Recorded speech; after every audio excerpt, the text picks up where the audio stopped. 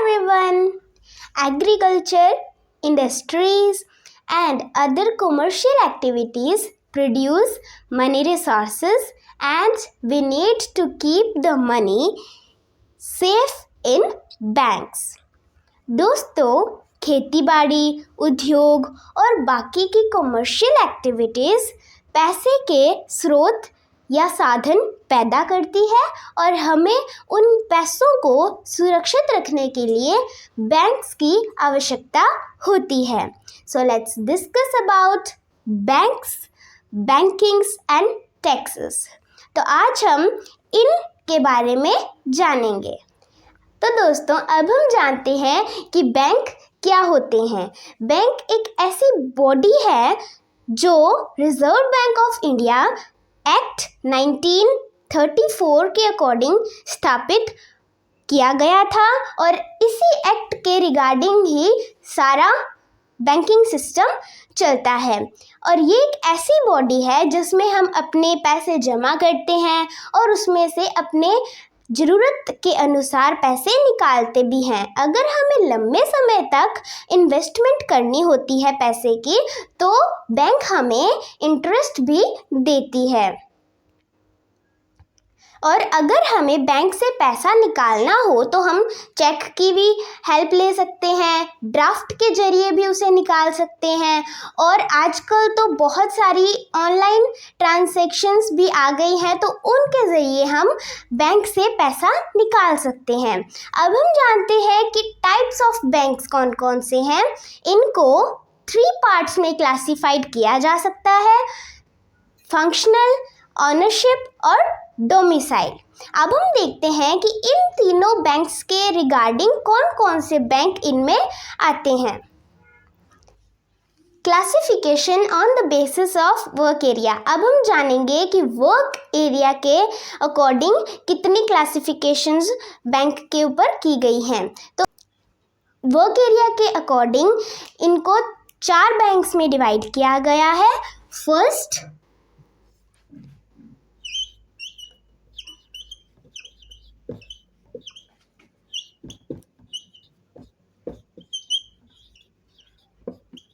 Commercial banks. ये banks हमारे अगर कोई हम ट्रेड कर रहे हैं उसमें सहायता करवाने के लिए स्थापित किए गए हैं. अगर हमें व्यापार के लिए कोई लोन चाहिए तो हमें कमर्शियल बैंक्स वो लोन प्रोवाइड करवाते हैं. मशीनरीज लेने के लिए भी लोन देते हैं और अगर हमें उनके रिगार्डिंग कोई कैपिटल चाहिए तो वो भी हमें ये प्रोवाइड करते हैं. सेकंड, इसके अंदर जो बैंक्स आते हैं वो होते हैं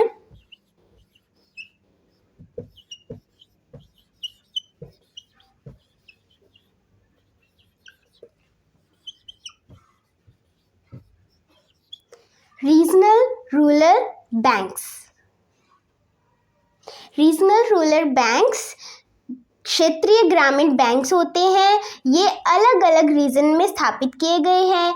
ये कोई अगर छोटे या गरीब किसान होते हैं, मजदूर, और अगर कोई भी व्यापारी होते हैं, मजदूर होते हैं, इनको इनकी सहायता करने के लिए ये बैंक्स स्थापित किए गए हैं. थर्ड, बैंक्स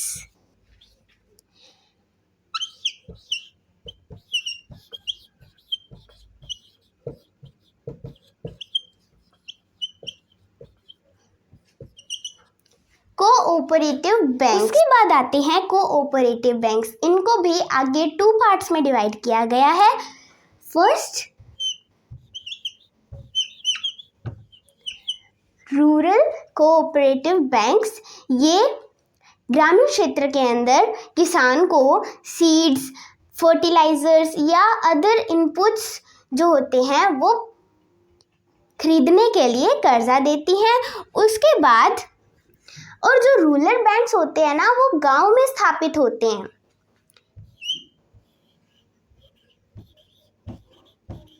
उसके बाद अर्बन कोऑपरेटिव बैंक्स. ये शहर में स्थापित होते हैं और अगर किसी व्यक्ति की आमदन कम है या किसी दुकानदार को कर्जा देने के लिए ये पैसा देती हैं इनको स्थापित किया गया है। एंड लास्ट जो वर्क एरिया के बेसिस के ऊपर क्लासिफाइड बैंक है वो है रिजर्व बैंक ऑफ इंडिया। ये इंडिया में जितने भी बैंक्स होते हैं उनका हेड है और उन सभी बैंक्स के अंदर जितनी भी बैंकिंग सर्विसेज हैं, एक्टिविटीज़ हैं, उनको ये कंट्रोल करता है। इस बैंक को बैंकर टू बैंक्स भी कहा जाता है और ये करेंसी नोट्स जो होते हैं उनको इशू करता है और इसी की वजह से जो देश की डेवलपमेंट होती है वो होती है। देश की डेवलपमेंट में ये बैंक बहुत बड़ा रोल अदा करता है। Classification on the basis of ownership. Ownership के अंदर भी जो बैंक्स हैं उनको 3 पार्ट्स में डिफाइन किया गया है। First,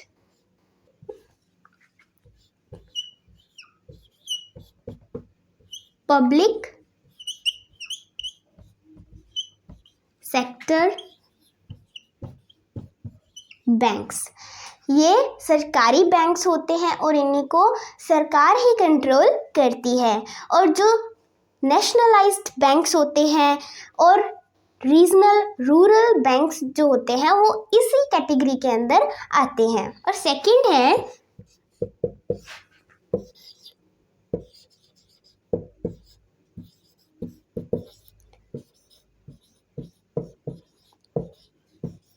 private sector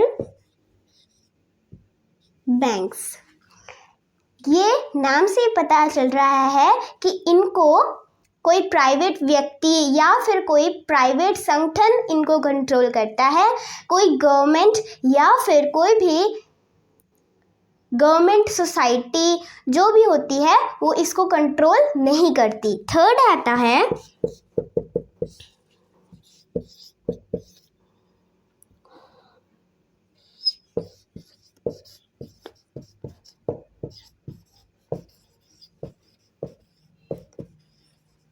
cooperative banks. इनको गवर्नमेंट के द्वारा बनाई गई कोऑपरेटिव सोसाइटीज कंट्रोल करती है और ये ग्रामीण क्षेत्र की जो ज़रूरतें हैं, नीड्स हैं, उनको पूरा करती हैं। Classification on the basis of domicile. इसको 2 पार्ट्स में डिफाइन किया गया है। First,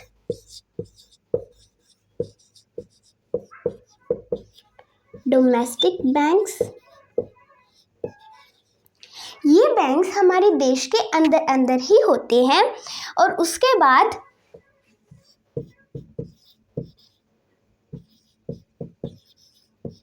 foreign banks. ये बैंक्स हमारे देश में नहीं होते, ये फॉरेन में यानी हमारे देश से बाहर होते हैं और इनका हेड ऑफिस फॉरेन के अंदर ही होता है और वहीं से ये कंट्रोल होते हैं। इनकी अलग अलग ब्रांचेस दूसरे देश में हो सकती हैं। अब हम बात करते हैं टैक्सेस के बारे में। ये भारत सरकार के द्वारा लगाए गए कर होते हैं और अब हम इनके पार्ट्स भी देखेंगे। तो सबसे पहले होता है इनकम टैक्स।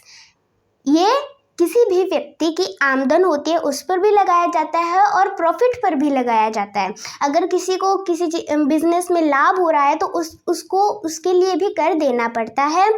और ये अगर किसी की व्यक्ति की आमदन कितनी है उसके ऊपर उसको कर देना पड़ता है और इसमें कुछ लिमिट्स भी होती हैं कि इतनी आमदन तक आपको कर नहीं देना पड़ेगा और उसके बाद इसकी अलग अलग दरें होती हैं। सेकंड हमारे पास आ जाता है प्रॉपर्टी टैक्स। इसको हम हाउस टैक्स भी बोलते हैं और ये लोकल गवर्नमेंट के द्वारा लगाया जाता है। ये बिल्डिंग्स और लैंड के ऊपर टैक्स लगता है। और फिर कस्टम ड्यूटी। अगर हम कोई भी चीज़ एक्सपोर्ट और इंपोर्ट करते हैं तो ये उस पर टैक्स लगता है। उसके बाद एक्साइज ड्यूटी, ये कोई भी सर्विसेज अगर हम यूज़ कर रहे हैं जैसे इंटरनेट सर्विसेज, मोबाइल सर्विसेज, जो सर्विसेज होती हैं उन पर ये टैक्स लगता है। उसके बाद सेल टैक्स, ये तो हमें पता है, सेल टैक्स नाम से पता चल रहा है कि अगर कोई सेल हमें मिलती है बाज़ार में तो उसके ऊपर हमें टैक्स देना पड़ता है। और उसके बाद वैट, वैल्यू एडेड टैक्स, ये कोई भी अगर कंज्यूम होने वाली डोमेस्टिक चीज़ें हैं या फिर कोई खाद्य पदार्थ हैं, फूड प्रोडक्ट्स हैं, उन पर ये टैक्स लगता है। अब हम जानते हैं बैंकिंग के बारे में। बैंकिंग के अंदर 4 तरह के अकाउंट होते हैं। फर्स्ट करंट अकाउंट होता है, second saving account, RD account और एफडी अकाउंट्स होते हैं और इनके इंटरेस्ट रेट अलग अलग होते हैं। इसमें हम अनलिमिटेड ट्रांजैक्शंस कर सकते हैं। अब हम जानते हैं बैंकिंग विद न्यू टेक्नोलॉजी।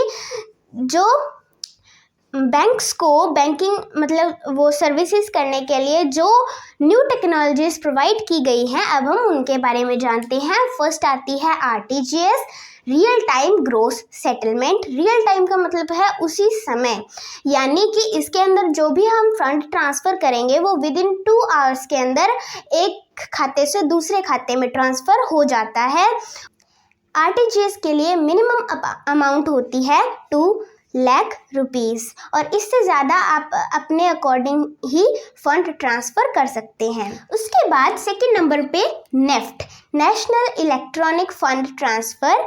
ये एक ही साथ बहुत सारे लोगों को फंड ट्रांसफ़र करने के लिए यूज़ की जाती है और फॉर एग्जांपल सैलरीज नेफ्ट के ही द्वारा ट्रांसफ़र्स की जाती हैं।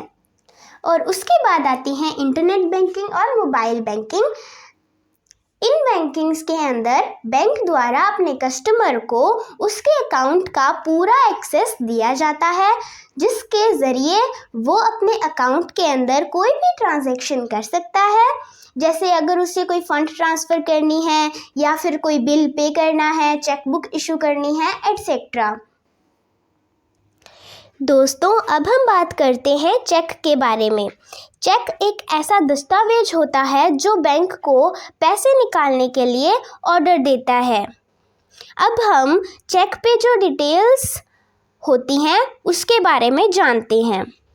फर्स्ट ऑफ ऑल यहाँ पे बैंक का नाम होता है और उसके बाद एड्रेस होता है और फिर होता है IFSC कोड। ये कोड 11 डिजिट्स का होता है। इंडियन फाइनेंशियल सिस्टम कोड इसको कहते हैं और ये किसी भी बैंक या बैंक की जो ब्रांच होती है उसको आइडेंटिफाई करने के लिए दिया होता है। यहाँ पे जिसको पैसे देने हैं उसका नाम लिखना होता है और यहाँ पे जितने रुपीस देने होते हैं उनको वर्ड्स में लिखना होता है और यहाँ पे उन पैसों को डिजिट्स में लिखना होता है और यहाँ पे डेट लिखनी होती है जो 3 मंथ्स तक वैलिड होती है। उसके बाद यहाँ पे अकाउंट नंबर दिया गया होता है और यहाँ पे